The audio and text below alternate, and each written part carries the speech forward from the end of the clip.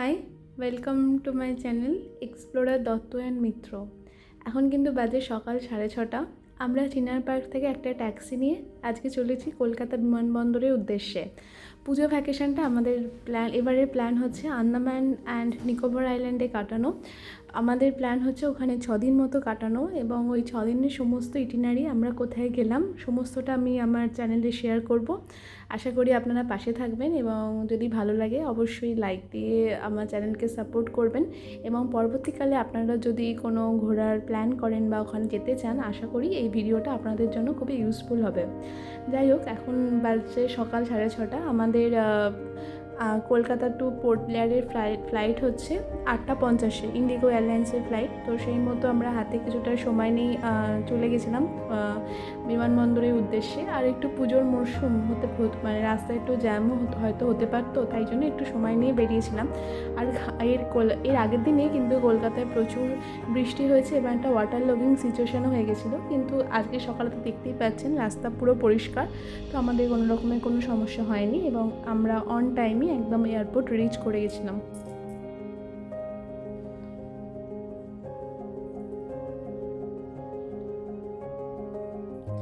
এরপর এয়ারপোর্ট পৌঁছে আমরা আমাদের রেগুলার টেকিংগুলো করে নিই, এবং সেটা করতে মিনিমাম ওই আধা ঘন্টা মতো টাইম লেগে যায়। তো যেহেতু 8:50 ফ্লাইট, তো আমাদের অন টাইমেই সব কিছু হয়ে যায়, এবং ফ্লাইট কিন্তু বিফোর টাইম ছেড়ে দেয়। তো কোথাও কোনো সমস্যা কিন্তু হয়নি।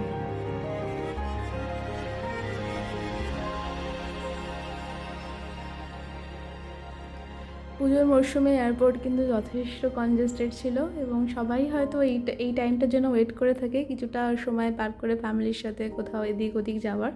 আমাদের যেহেতু ইন্ডিগো এয়ারলাইন্সে ছিল, সেই মতো আমাদের ইন্ডিগোর বাস নিতে চলে আসে, এবং যথাসময়ে আমাদের ফ্লাইটের কাছে অবশ্যই পৌঁছে দেয়।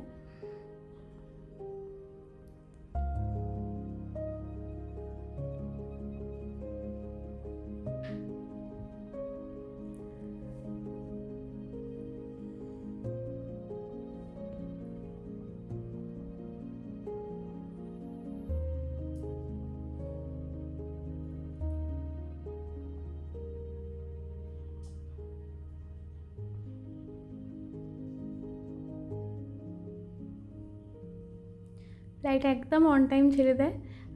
এই আন্দামানে আমাদের এই কাটানো 6 দিনের সমস্ত ইটিনারি আমি আমার চ্যানেলে শেয়ার করব। যদি ভালো লাগে অবশ্যই আমার চ্যানেলে একটা সাবস্ক্রাইব করে দেবেন, এবং ভিডিওটাকে লাইক করে দেবেন। তো আমাদের আজকের কিন্তু প্ল্যান আছে যে আন্দামানে পৌঁছে প্রথমে আমাদের যাওয়ার প্ল্যান হচ্ছে সেলুলার জেলে।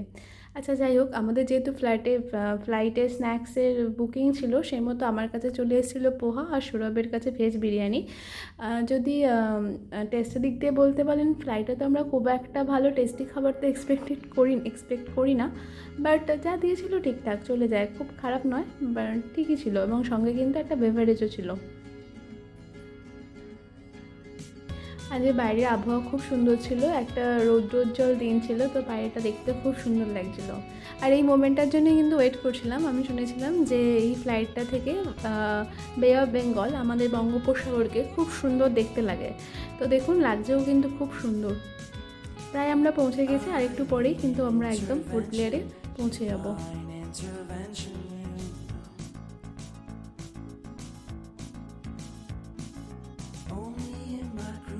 পোর্ট ব্লেয়ার যে এয়ারপোর্টটা, ওটা যেহেতু ডিফেন্সের এয়ারপোর্ট, তো এয়ারপোর্টে অন্যরকম ফটো এবং ভিডিও তোলা বারণ, তো ওখানে কিছু ফটো ভিডিও করা যায়নি। বাট এয়ারপোর্টটা কিন্তু খুব ছিমছামের মধ্যে খুব সুন্দর করে সাজানো। এয়ারপোর্ট থেকে বেরিয়েই কিন্তু বিভিন্ন রকম ট্যাক্সি এবং ক্যাব আপনারা পেয়ে যাবেন।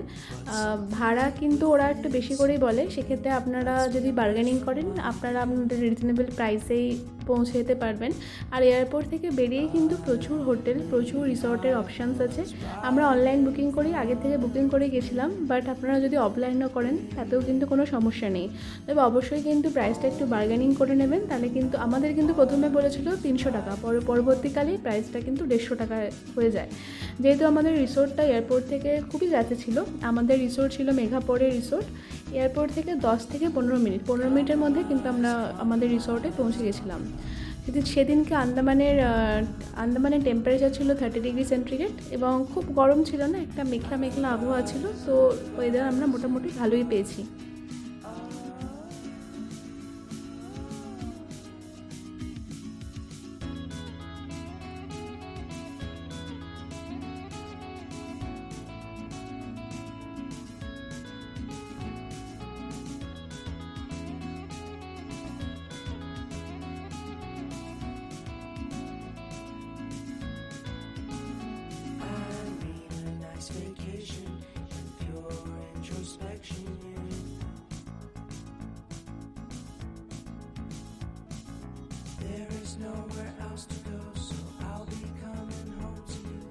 অবশেষে আমরা আমাদের রিসর্টে পৌঁছে যাই। রিসর্টটা চারিদিকে কিন্তু প্রচুর গ্রিনারি ছিল, প্রচুর গ্রিনারির মাঝেই ছিল এই রিসর্টটা, এবং যথেষ্ট চারিদিকের পরিবেশ যথেষ্ট সুন্দর, এবং এর কাছ থেকে কিন্তু একটা বে অফ বেঙ্গলের একটা সুন্দর ভিউ আসছিল।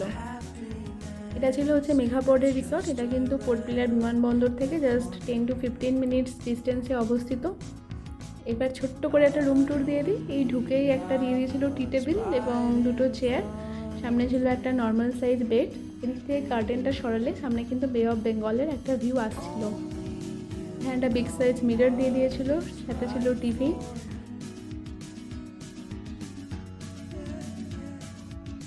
এখানে আরেকটা মিরর দিয়েছিল এবং চা করার জন্য কিছু সরঞ্জাম এবং একটা ইলেকট্রিক কেটেল দিয়েছিল।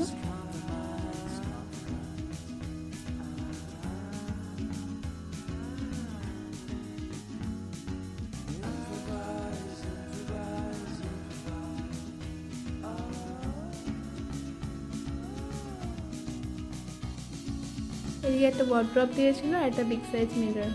2-3 দিন থাকার জন্য খুবই ভালো রিসর্ট। এছাড়াও কিন্তু আপনারা পোর্ট ব্লেয়ারে এসে প্রচুর রিসর্ট এবং হোটেলের অপশন পেয়ে যাবেন। এটা আমাদের টয়লেট ছিল এটা। আর এই রিসর্টে আমাদের পার ডে প্রাইস পড়েছিল 3,500 টাকা। এরম আপনারা মোটামুটি 2.5 থেকে 3.5-3.5 মধ্যে কিন্তু প্রচুর অপশনস এখানে অ্যাভেলেবেল।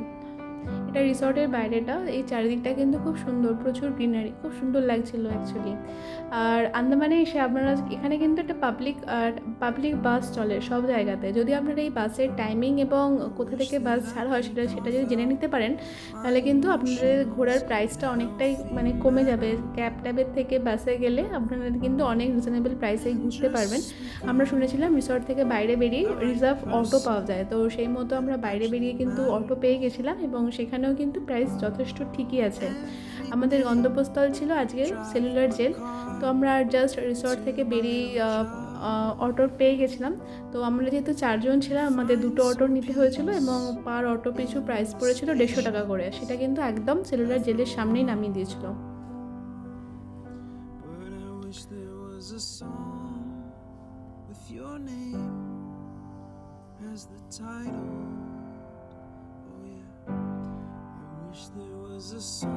সেই মতো কথা বলতে বলতে আমরা সেলুলার জেলের সামনে চলেও আসলাম। এই সামনের দিকটায় কিন্তু আছে টিকিট কাউন্টার। আমরা যখন পৌঁছেছিলাম টাইমিং ছিল ওই একটা 5 কি হবে, তো তখনও কিন্তু আরও 15 মিনিটস পরে কাউন্টার খুলেছিল। সেই টাইমটা ওদের 10 to 15 মিনিটস মতো বন্ধ থাকে। 1:15 দিকে কিন্তু কাউন্টার ওপেন হয়ে যায় এবং টিকিট দেওয়া শুরু হয়ে যায়। এই সেলুলার জেলটা দেখার জন্য পার হেড টিকিট লাগে 30 রুপিস করে। এই 30 রুপিস যদি দিয়ে আপনি যদি টিকিটটা নেন, তাহলে আপনারা সেলুলার জেলটা পুরোটা ঘুরে দেখতে পারবেন। তাছাড়াও কিন্তু এখানে একটা লাইট অ্যান্ড সাউন্ডের একটা শো হয়, সেই শোয়ের টিকিট আপনারা অনলাইন বুকিং করতে পারবেন। যেখানে এই অফলাইন টিকিট দেওয়া হয় তার পাশে কিন্তু অনলাইন যেখান থেকে বুকিং হবে তার ওয়েবসাইট দেওয়া আছে। সেখানে কিন্তু পার হেড টিকিট 300 রুপিস করে পড়ে। এই কিন্তু সেই সেলুলার জেল, যেটিকে সাধারণত কালাপানি নামেও ডাকা হয়। ভারতের স্বাধীনতা সংগ্রামের সঙ্গে গভীরভাবে যুক্ত একটি ঐতিহাসিক স্থান। এটি আন্দামান ও নিকোবর দ্বীপপুঞ্জের পোর্ট ব্লেয়ারে অবস্থিত। এর নির্মাণকাল বলতে গেলে 1896 সালে ব্রিটিশ সরকার এই জেল নির্মাণ শুরু করে এবং 1906 সালে এটি সম্পূর্ণ হয়। জেলটি সেলুলার নামে পরিচিত কারণ এখানে প্রতিটি বন্দির জন্য আলাদা আলাদা সেল বা কক্ষ তৈরি করা হয়েছিল, যাতে রাজনৈতিক বন্দিরা একে অপরের সঙ্গে যোগাযোগ না করতে পারে। শুরুতে সেলের কিন্তু 7টা উইং বা শাখা ছিল, যেগুলোর মধ্যে প্রায় অ্যাবভ 600 কিন্তু সেলস ছিল। কিন্তু পরবর্তীকালে কালীন নিয়মে 4টে মতো উইংস ধ্বংস হয়ে যায়। এখন কিন্তু আর 3টে উইংসই আছে, এবং এই 3টে উইংসের মধ্যে প্রায় 250টার ওপরে কিন্তু সেলস আছে। আচ্ছা, এবার এই সেলুলার জেল কেন তৈরি করা হয়েছিল আমরা হয়তো অনেকেই এটার সাথে পরিচিত। অ্যাকচুয়ালি ব্রিটিশ শাসকেরা ভারতের স্বাধীনতা আন্দোলনের কর্মীদের কঠোর শাস্তি দেওয়ার জন্য কিন্তু এই সেল তৈরি করেছিল। এখানে কিন্তু প্রচুর ফ্রিডম ফাইটার্সরা এসেছিলেন এবং তাদের পানিশমেন্ট এখানে দেওয়া হয়েছিল, অর্থাৎ যাকে আমরা বাংলা ভাষায় বলি তাদের কিন্তু এখানে দ্বীপান্তর করা হয়েছিল। এদের ওপর কিন্তু প্রচুর কষ্ট এবং নির্যাতন করা হতো। এই যে ঘরটা দেখছেন, এখানে বিভিন্ন রকমভাবে এই যে তেল বার করার যে মেশিনটা, এগুলো কিন্তু ছিল তাদের পানিশমেন্ট। এটা কিন্তু প্রচুর একটা শ্রমের কাজ ছিল, এবং তারা যদি কাজ না করতে চাইতো বা তাদেরকে না বলা হতো, তখন কিন্তু তাদের ওপর চলতো প্রচুরভাবে নির্যাতন।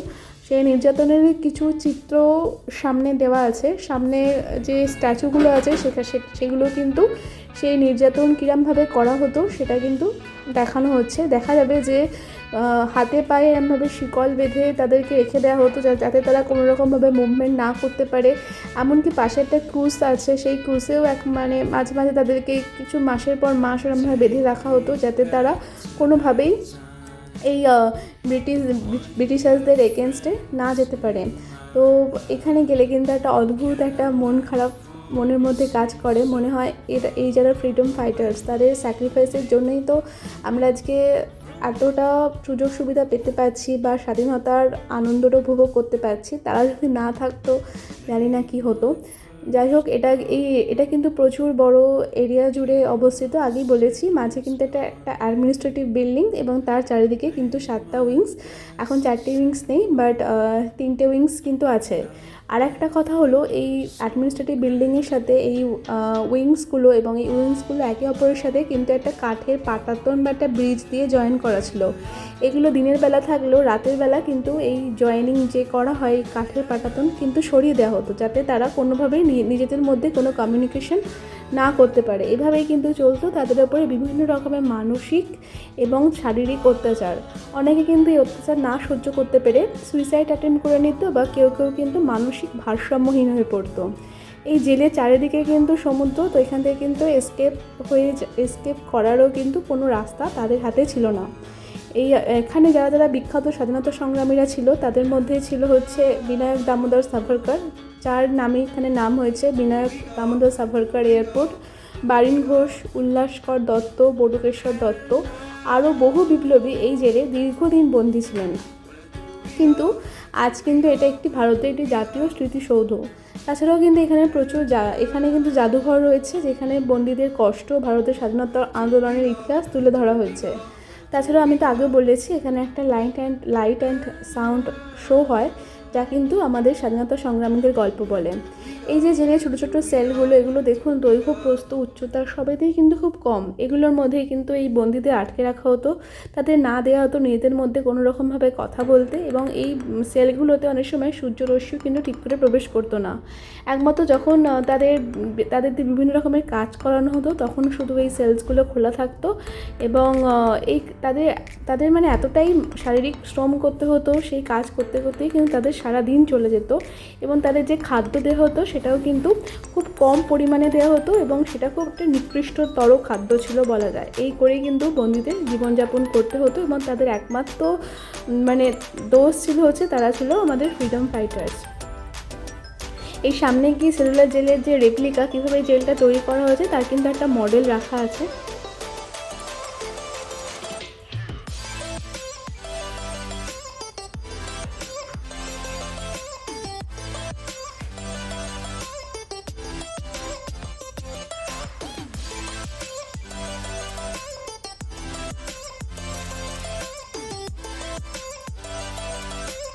যে মাঝখানে ছিল একটা অ্যাডমিনিস্ট্রেটিভ বিল্ডিং, এবং তার চারিদিকে সূর্য রশ্মির মতো ছিল হচ্ছে 7টা উইংস।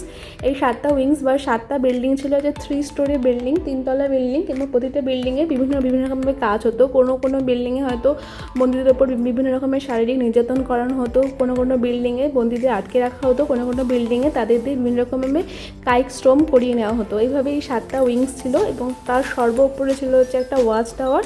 এই ওয়াচ টাওয়ার দিয়ে কিন্তু ব্রিটিশাররা বিভিন্ন রকম বন্দীদের ওপরে নজর রাখতো, যাতে তারা কোনো রকমভাবে এই জেল থেকে পালিয়ে যেতে না পারে।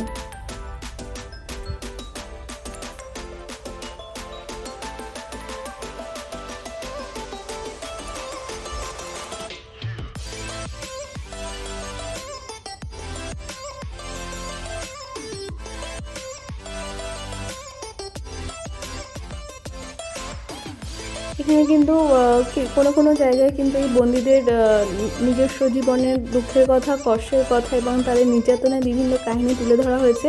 সেগুলো পড়লে কিন্তু অবশ্যই না মানে খুবই মন খারাপ হয়ে যায়, এবং আমরা বুঝতে পারি যে তাদের কত বড় স্যাক্রিফাইস তারা মানে আমাদের এই মাদারল্যান্ডের জন্য করে গেছেন, বা তারা কত যে মহান বা কত যে ভালো মানুষ। হয়তো এগুলো দেখলে এবং তাদের বিভিন্ন রকম ফটো দেখলে আমরা বুঝতে পারবো যে তাদের উপর মানে কত কীরকমভাবে নির্যাতন চলেছে, এবং কোনো কোনো ক্ষেত্রে তারা নিজেরা হয়তো সুইসাইড করতে বাধ্য হয়েছেন, বা কারো ক্ষেত্রে আরও তাদেরকে ডেথ পানিশমেন্ট দেওয়া হয়েছে। তো পুরো আমরা যখন গেছিলাম একটা অদ্ভুত কিন্তু একটা মন খারাপ আমাদের মধ্যে কাজ করছিল।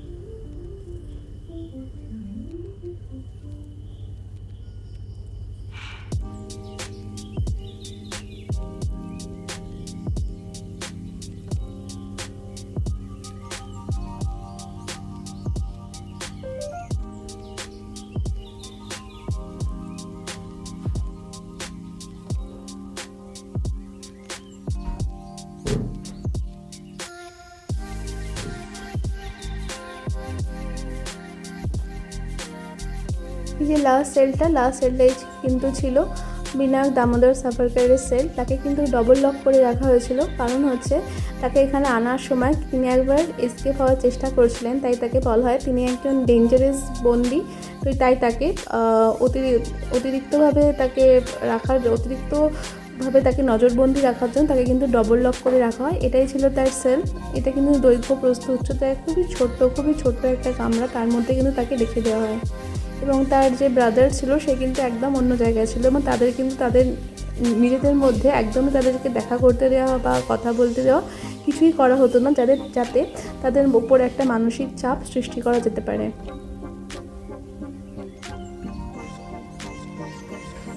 এই ছোটো ছোটো খুবড়িগুলো দেখছেন, যেখানে একটা গেট করা আছে, সেখান দিয়ে কিন্তু তাদের খাবার দাবার দেওয়া হতো। একমাত্র সেই সময়টাই জাস্ট তখনই একটু খোলা হতো খাবার দাবার দেওয়ার জন্য।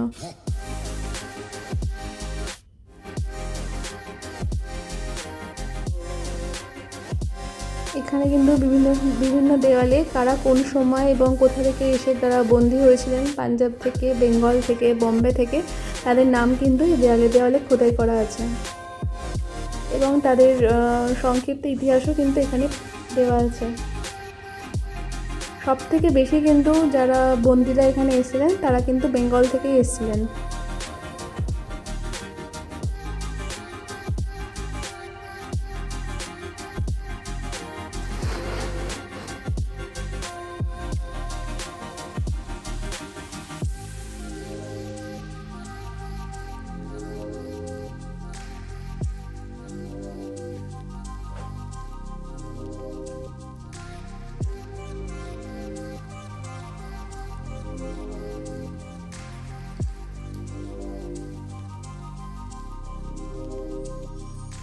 এর ওপরটাই কিন্তু ছিল হচ্ছে ওয়াচ টাওয়ারটা, সেখান থেকে ব্রিটিশার্সরা যারা বন্দী তাদের উপরে নজর রাখতেন, যাতে তারা ঠিকমতো কাজ করছে কিনা বা তারা কোনো রকমভাবে এখান থেকে পালানোর চেষ্টা করছে কিনা, সেই জন্যই কিন্তু এই ওয়াচ টাওয়ারটা বানানো হয়েছিল।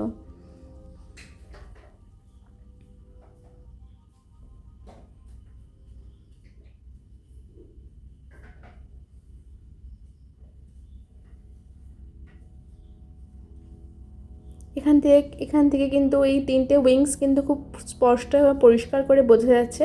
এই অ্যাডমিনিস্ট্রেটিভ বিল্ডিংটা চারিদিকে কিন্তু এরকম 7টা উইংস ছিল, বাট 4টে উইংস কিন্তু কালের নিয়মে ধ্বংস হয়ে গেছে, সেগুলোকে আর প্রোটেক্ট করে রাখা যায়নি। বাট এই 3টি উইংসে প্রায় অ্যাবাভ 250 প্রায় 283টা সেলস নাকি এখনও রয়ে গেছে। টোটাল 650-র ওপরে সেলস এখানে ছিল। এখান থেকে কিন্তু বে অফ বেঙ্গলের একটা ভালো ভিউ আসে, এবং এখানে হ্যাভলক আইল্যান্ড বা রস আইল্যান্ডেরও কিছু কিছু ভিউ কিন্তু আমরা এখান থেকে পাই।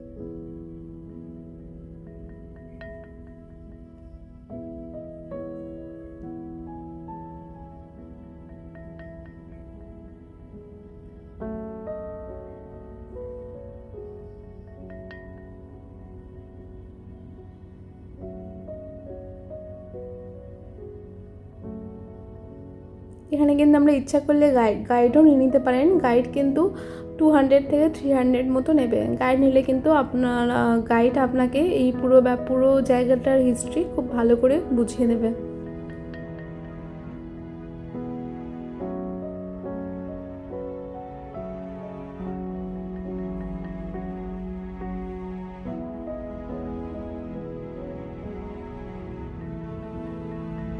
বে অফ বেঙ্গলের একটা ভিউ কিন্তু ওপরে ওয়াচ টাওয়ার থেকে খুব ভালো রকমভাবেই দেখা যাচ্ছিল।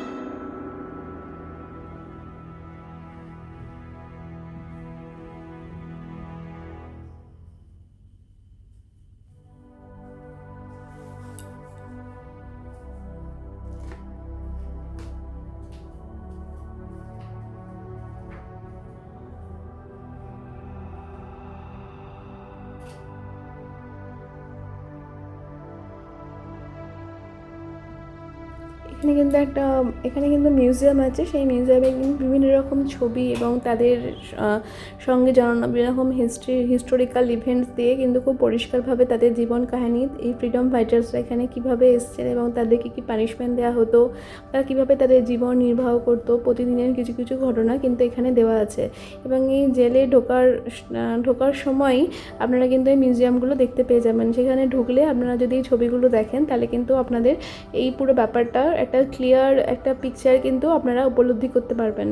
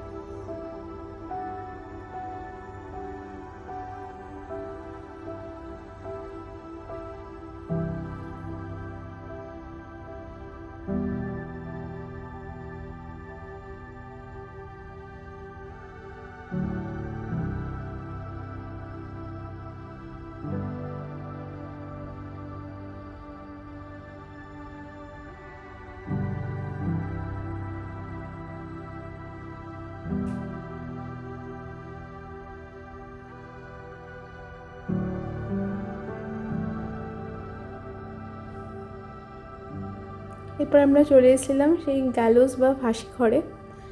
এখানে কিন্তু বন্দীদের ডেথ পানিশমেন্ট দেওয়া হতো এবং এই ফাঁসি ঘরটা কিন্তু যথেষ্ট বড় ছিল এবং এখানে একসাথে 3 জন বন্দীকে ফাঁসি দেওয়া যেত।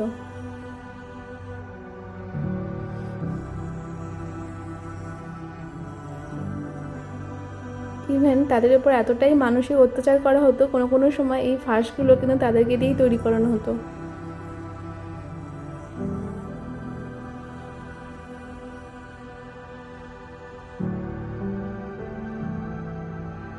এই ফাঁসি ঘরটার নিচে কিন্তু ছিল হচ্ছে ছোট্ট কুটুরি।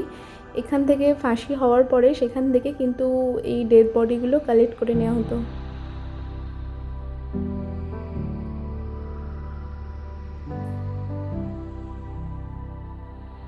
এই মর্মান্তিক কাহিনীর কথা ভাবলেই যেন মনটা খুব খারাপ হয়ে যায়। এটাই সেই ছোট্ট কুটুরিটা, এটা কিন্তু এই ফাঁসি ঘরের নিচেই অবস্থিত।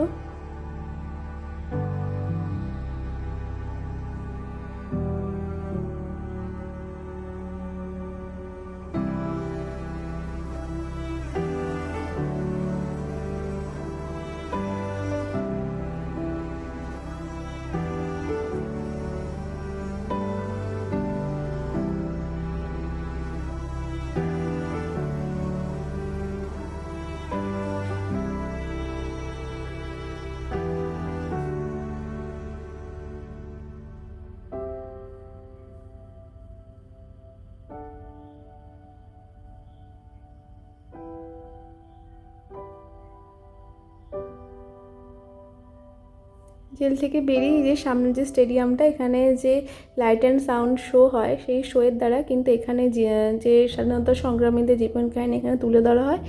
এই স্টেডিয়ামটাতেই কিন্তু এখানে এই শোটা দেখানো হয়। এখানে ঢুকতেই কিন্তু একটা পিপল ট্রি আছে। এই পিপল ট্রিটা কিন্তু যবে থেকেই আন্দামানবাজ এই সেলুলার জেল হয়েছে তবে থেকে কিন্তু পিপল ট্রিটা লাগানো আছে। এই পিপল ট্রিটা কিন্তু প্রচুর ইতিহাসের সাক্ষী বহন করে আনে। এবং ঢোকার টাইমে কিন্তু একটা মডেল আছে, সেলুলার জেলেরই এটা মডেল, কীভাবে জেল তৈরি হয় এবং এর আর্কিটেকচার নিয়ে কিন্তু সামনে এই মডেল এবং মিউজিয়ামটি অবস্থিত। এখানে ঢুকলে আপনারা কিন্তু এই জেলের সম্বন্ধে এবং এর হিস্ট্রি সম্বন্ধে অনেক কথা জানতে পারবেন। আমি যতটা পেরেছি আমার চ্যানেলের মাধ্যমে তুলে ধরেছি। আশা করি সবার ভালো লেগেছে। ভালো লাগলে অবশ্যই একটা লাইক করে দেবেন। আজকে এই পর্যন্তই। এই পরবর্তীকালে আমরা এখান থেকে আমরা একটা আইল্যান্ডে গেছিলাম, তো তার ভিডিও নিয়ে আমি আসবো আবার পরের দিন। চলুন, বাই। আশা করি সবাই ভালো থাকবেন। আবার দেখা হবে পরের কোনো ভিডিও নিয়ে। Tata, bye bye.